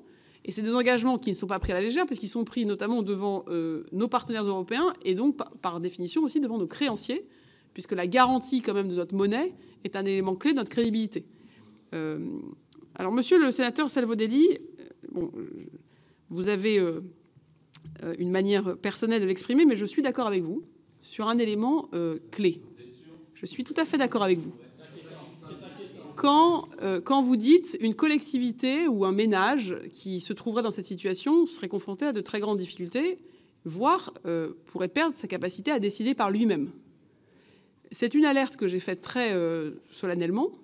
Soit nous sommes capables en tant que nation de faire nos choix nous-mêmes pour remettre notre pays sur le cap d'une souveraineté et d'un contrôle budgétaire avec des choix que nous prenons démocratiquement en tant que nation, soit d'autres prendront les décisions pour nous parce que nous serions dans une phase où, notamment ceux qui nous financent, nos créanciers, décideront pour nous.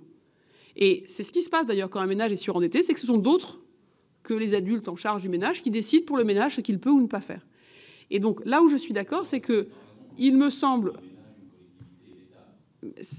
Oui, mais c'est la même logique. À un moment donné, si nous ne sommes pas crédibles, ce n'est plus ce Parlement qui, de manière autonome, pourra prendre des décisions et faire des choix. Ce sera la contrainte et la pression financière, ce seront nos créanciers extérieurs, ce sont les Français eux-mêmes. Je rappelle que les Français financent largement la dette via l'assurance vie.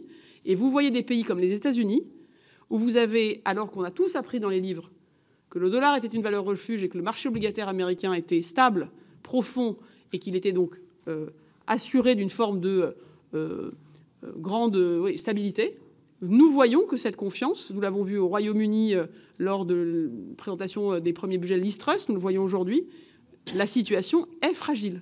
Et donc je vous rejoins sur un point, il nous faut être particulièrement engagés pour que ce soit nous qui décidions et non pas la pression des marchés qui nous oblige à faire des choix que nous ne voudrions potentiellement pas suivre. Pour 2026, je fais le lien avec d'autres questions sur les recettes. Je le rappelle, nous avons 57% de dépenses sur PIB, nous avons 51,3% de recettes sur PIB. 51,3% de recettes sur PIB, c'est un, comme on dit, un majorant, voire un maximum en Europe. On peut tous imaginer des recettes. Mais il me semble que si on imagine des recettes, c'est nous remettre dans une situation où non seulement nous aurions toujours les dépenses les plus élevées, peut-être des recettes en plus, mais toujours du déficit. Et donc l'intuition que j'ai, et je crois même la conviction que j'ai, c'est que quand on a 51,3% de recettes et 57% de dépenses, on ne peut pas se dire que la solution est uniquement dans les recettes, voire dans les recettes seulement, et qu'il n'y a rien à faire sur la dépense. 57% de dépenses sur PIB, je ne vois pas comment on s'autorise à en rester là. C'est trop lourd, et je le rappelle, les Français ont un consentement à l'impôt aujourd'hui qui est fragile. Rajouter des recettes dans un monde où le consentement à l'impôt est fragile, c'est s'assurer qu'il n'y ait plus de consentement. Et donc je ne souhaite pas que nous ayons collectivement comme choix ou comme point d'accroche une hausse des impôts sur les PME, une hausse des impôts sur les classes moyennes, une hausse des impôts sur les classes populaires. Il y a des choses sur lesquelles je souhaite aller. Je souhaite aller sur les petits colis asiatiques qu'il nous faut contrôler, qui coûtent des fortunes et qui sont à 80% non conformes. Ça a été annoncé. Je souhaite aller évidemment sur le respect plein et entier de nos règles sociales, de nos charges sociales sur toutes les plateformes. Je souhaite aller sur la lutte contre la fraude. Ce sont des recettes. Mais je ne souhaite pas, et vous serez à la fin les législateurs, mais je ne crois pas que notre pays aujourd'hui a besoin d'une potion fiscale transverse, massive et qui serait, je crois, contre-productive. Je vais y venir. Sur les questions de sincérité, de certification des comptes par la Cour des comptes, vous dire que j'ai pris très sérieusement la lecture et j'ai lu très sérieusement le rapport de la Cour des comptes.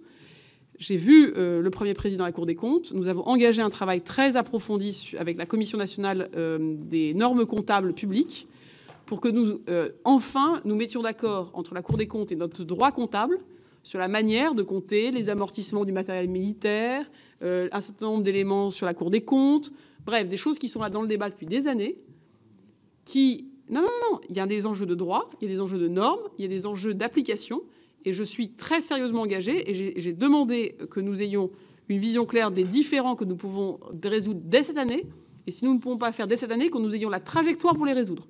Il me semble que c'est un élément de confiance absolue que nos comptes soient certifiés par la Cour des comptes et qu'on trouve les bonnes manières de le faire. Sur les collectivités, vous êtes nombreux à m'avoir interrogé. Je vous confirme qu'il n'y a pas de blocage des crédits par Bercy. Tous les crédits ont été délégués, sauf la mise en réserve, 5,5% sur les dépenses qui ne sont pas du T2, donc qui ne sont pas salariales, et 0,5% sur la masse salariale. L'ensemble des crédits a été délégué au ministère, et les ministères ensuite répartissent les crédits.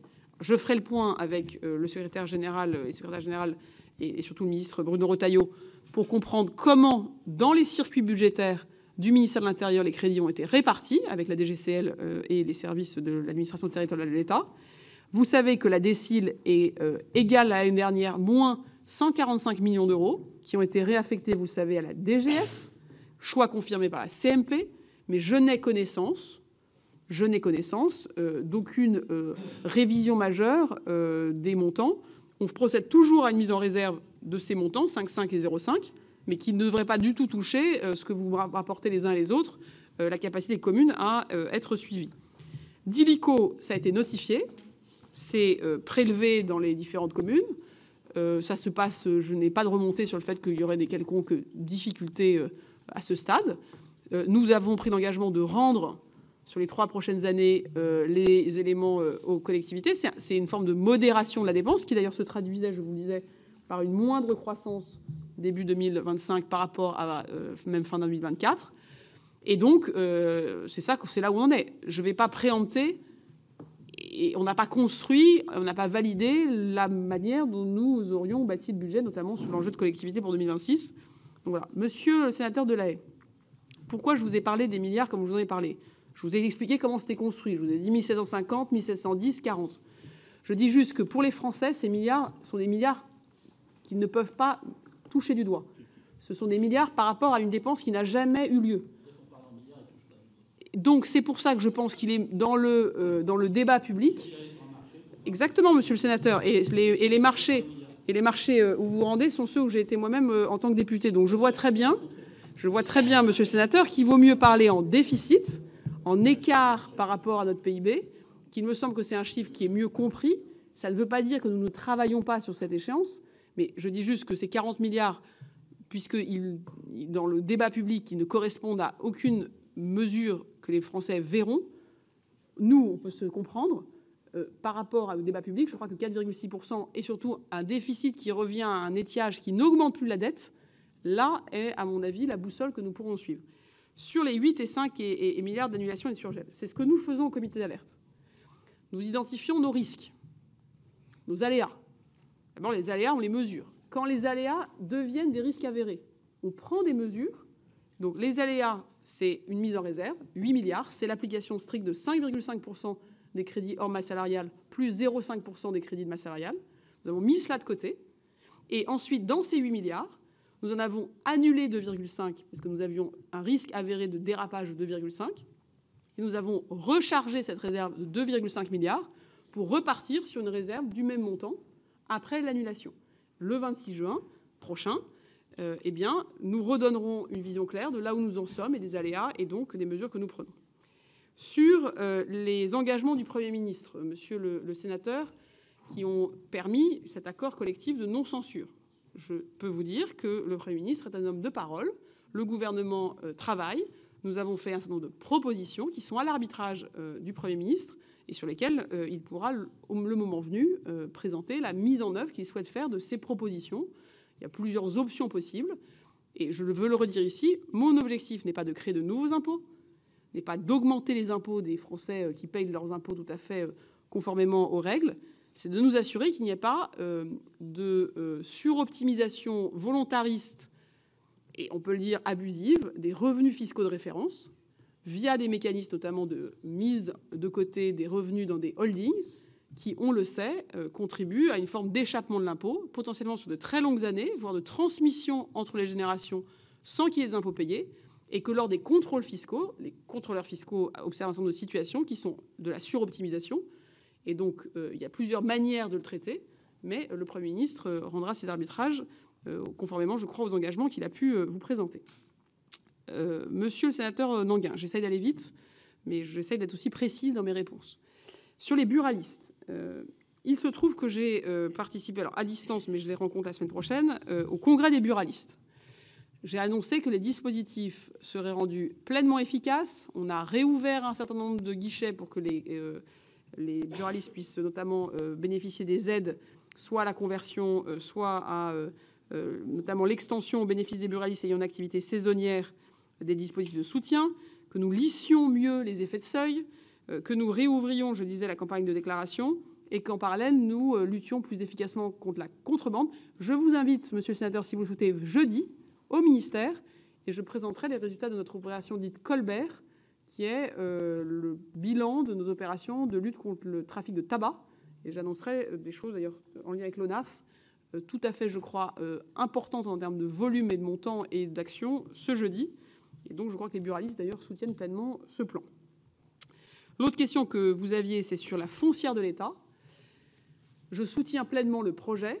J'ai d'ailleurs demandé aux équipes que nous en poussions l'ambition un peu plus loin, que nous soyons dans une logique réelle de valorisation du patrimoine immobilier de l'État, et pas seulement de l'État, des opérateurs, de la sécurité sociale, de certaines universités, potentiellement également de certaines collectivités qui voudraient rentrer dans cette logique. Et je le dis, les Français, par leurs impôts, ont permis à nous tous de nous constituer un patrimoine immobilier. Il me semble essentiel que ce patrimoine ait un rendement, qu'il soit valorisé.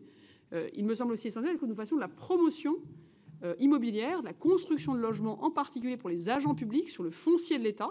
Vous avez dans tous vos départements des cités administratives, souvent des grands parkings en centre-ville avec quelques bâtiments plus ou moins denses.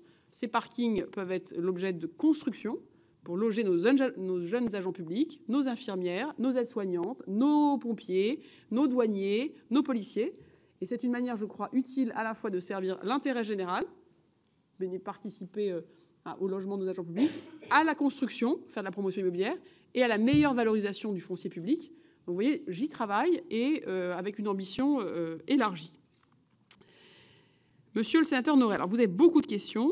La délégation de crédit, je l'ai dit, a été faite. Les économies... Non, je vais me renseigner auprès du préfet de l'Eure, mais moi, je n'ai pas donné d'instruction. Je n'ai donné aucune instruction budgétaire sur le fait de ralentir quoi que ce soit sur les crédits. Il y a peut-être des enjeux de répartition, mais il n'y a pas de blocage en ce sens. Les économies, où est-ce qu'on en est? On en est que... je vais devoir vous quitter dans 10 minutes parce que je suis en train de faire ce qu'on appelle les entretiens budgétaires.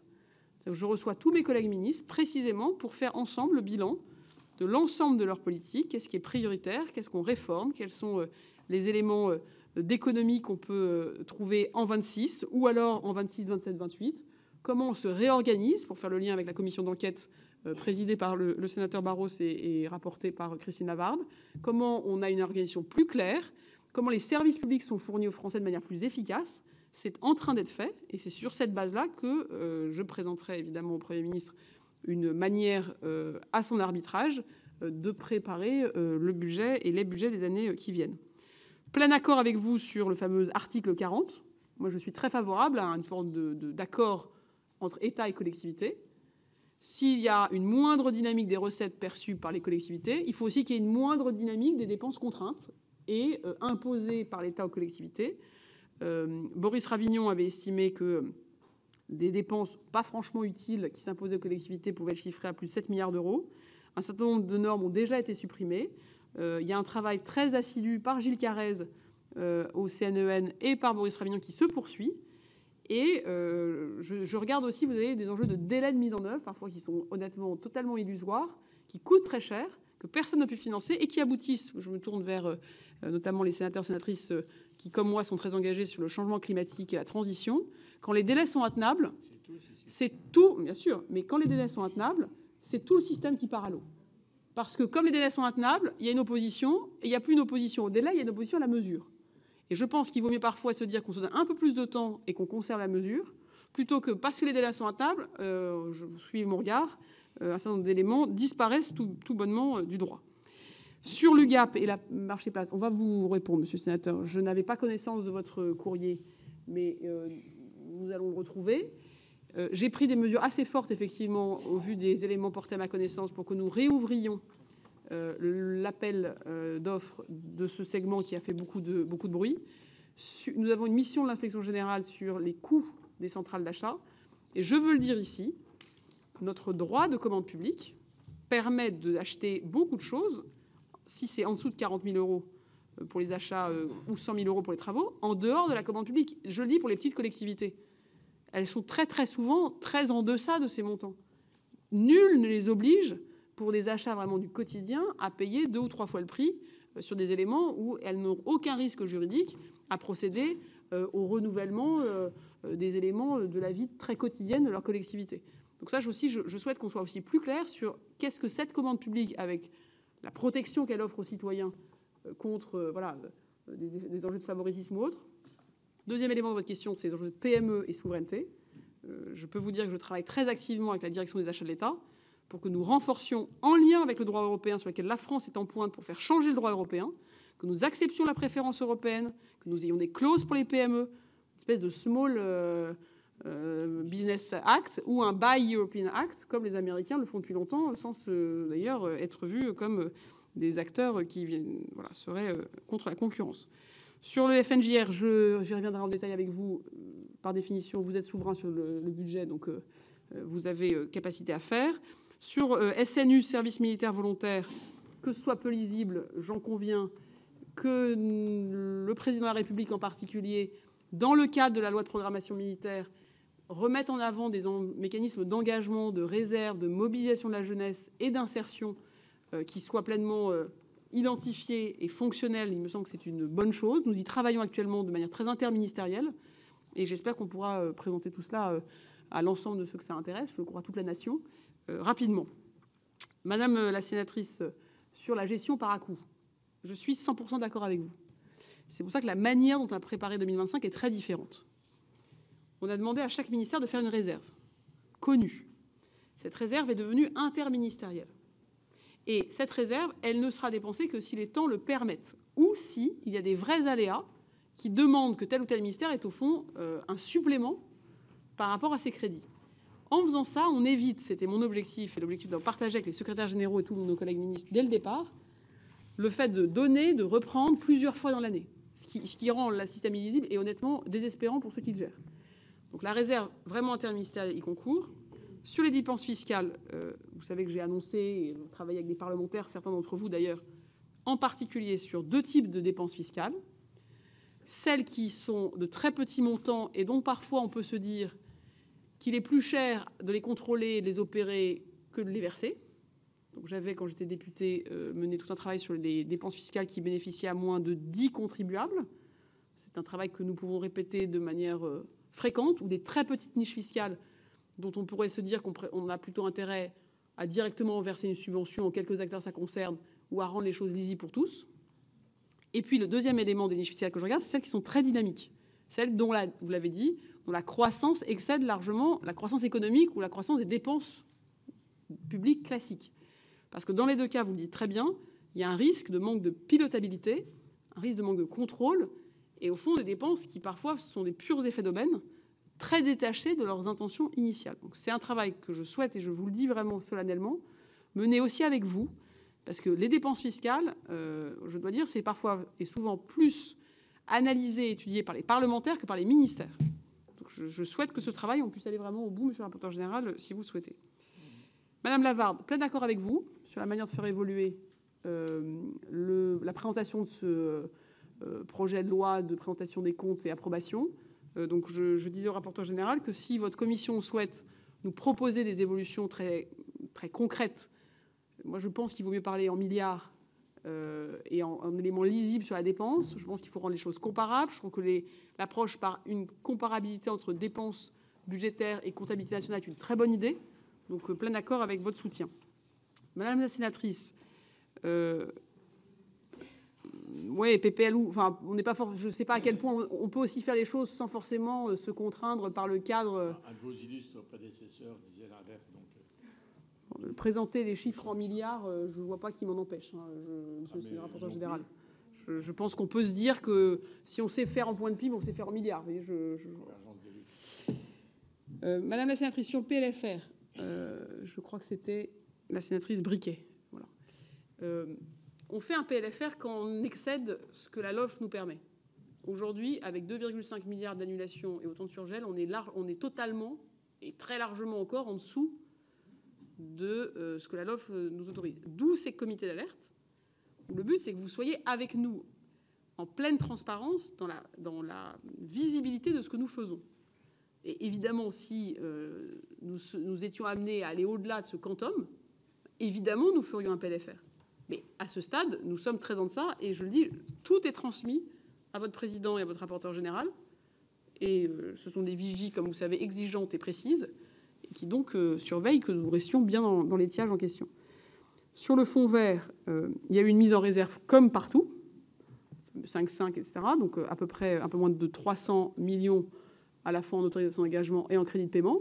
Mais par rapport au montant dont il est question, nous finançons des objectifs, parfois via les collectivités, parfois via d'autres mécanismes. Mais là aussi, il n'y a pas d'agenda caché. Voilà. Sur l'année blanche, ce que ça veut dire, si ça veut dire quelque chose et comment on l'appliquerait, est-ce que ça couvrirait les bases fiscales? Je veux dire, ce sont des débats pour l'instant que les parlementaires alimentent. Un certain nombre de parlementaires, je tiens à le dire, nous ont demandé de chiffrer voilà, le bénéfice, le coût de telle ou telle mesure. Si vous souhaitez qu'on regarde qu'est-ce que ça voudrait dire de geler les bases fiscales pour les collectivités, les différentes strates, et on peut tout à fait le faire. Et mon équipe et moi-même, ils sont totalement ouverts. Les deux dernières questions pour tenir le timing. Non, il n'y a pas de renoncement à nos objectifs climatiques. Et en tout cas, dans la construction du budget 2026 et les échanges que j'ai avec les ministres, je souhaite que nous soyons extrêmement clairs sur les fameuses dépenses dites brunes, dépenses dites vertes. Et que notamment, c'est un projet que porte Agnès Pannier-Runacher et que je trouve intéressant, c'est de comparer les recettes qui sont générées au titre des dépenses, des malus par exemple, et de les comparer aux dépenses qui sont faites pour la transition écologique et de nous assurer qu'on a quand même une forme de comparabilité et de lisibilité. Donc c'est un sujet sur lequel je sais aussi que la sénatrice Lavarde travaille activement. Et je pense qu'on peut d'ailleurs se réunir largement, puisque c'est bien de notre avenir en tant qu'être humain sur la planète dont il est question. Enfin, monsieur le sénateur Daubé, sur l'APD, la trajectoire, bah, évidemment, il faut qu'elle soit sincère. Donc évidemment, il faut qu'elle soit lisible. Et ça fait partie du fameux pluriannuel que je souhaite qu'on présente dans le PLF pour qu'on ait des caps qui dépassent la seule année. J'ai essayé de répondre de manière exhaustive, donc peut-être en parlant un peu vite. Mais je vous remercie pour la précision de vos questions, qui sont toutes excellentes, et qui montrent que nous pouvons, qui montrent que nous pouvons, par définition, sur ces sujets, je crois, répondre à l'exigence démocratique qui est la nôtre, c'est-à-dire de rendre tout cela, au fond, lisible pour ceux qui y travaillent toute la journée, vous et les Français derrière, qui payent les impôts et qui attendent que nous gérons bien la ressource. Merci, Madame la Ministre. Et comment dire, à bientôt. À très vite. À très vite pour les premières idées sur le budget. Merci.